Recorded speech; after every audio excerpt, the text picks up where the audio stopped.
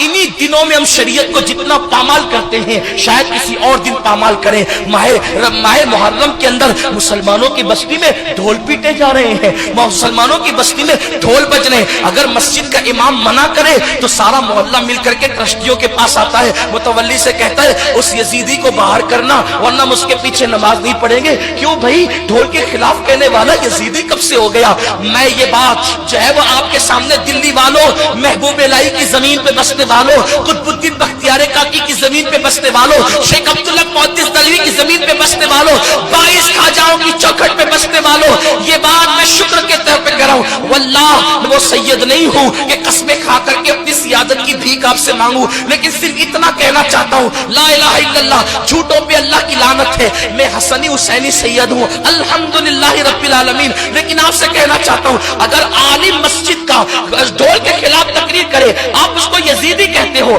अगर हिम्मत है तो मुझे भी यजीदी कहना। मैं हसन और हुसैन की औलाद में हूं, अल्हम्दुलिल्लाह। लेकिन आपसे बस इतना कहना चाहता हूं, इतना पूछना चाहता हूं, आप ढोल बजाने को हुसैनियत तसव्वुर करते हैं, आपसे पूछना चाहता हूं, आखिर खैमे हुसैन में ढोल कब बजा था?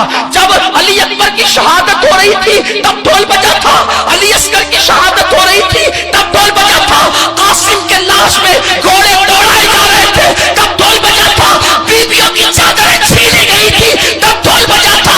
ढोल कब बजा था? जालिमों, जिनकी शादियों में ढोल नहीं बजे उनकी शहादतों में ढोल कैसे बज सकते हैं? आप अपने आप को ढोल बजाने पर हुसैनी तसव्वुर करते हो।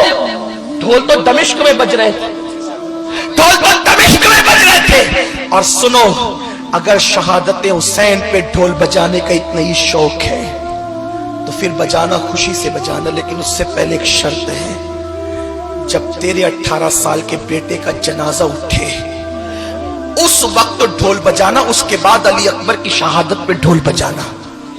उस दिन तो तू ताली बजाना भूल जाता है जब तेरे बेटे का जनाजा उठता है, और हुसैन के शहजादे के जनाजे उठने के दिन तुम ढोल बजाते हो, मेले में मेले लगाते हो। तुम्हारे घर की बेटियां बेपर्दा मेले देखने के लिए जाती है।